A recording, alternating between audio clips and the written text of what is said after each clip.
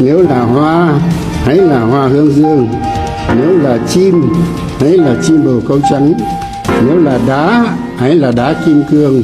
nếu là người hãy là người cộng sản. Cái quý nhất của con người là cuộc sống và danh dự sống, bởi vì đời người chỉ sống có một lần, phải sống sao cho khỏi xót xa ân hận vì những năm tháng đã sống hoài sống phí, để khỏi hổ thẹn vì những việc làm ti tiện đớn hèn bị mọi người khinh bỉ, để đến khi nhắm mắt xuôi tay ta có thể tự hào rằng tất cả đời ta, tất cả sức ta đã hiến dâng cho sự nghiệp cao đẹp nhất trên đời, sự nghiệp đấu tranh giải phóng dân tộc, giải phóng con người, mang lại hạnh phúc.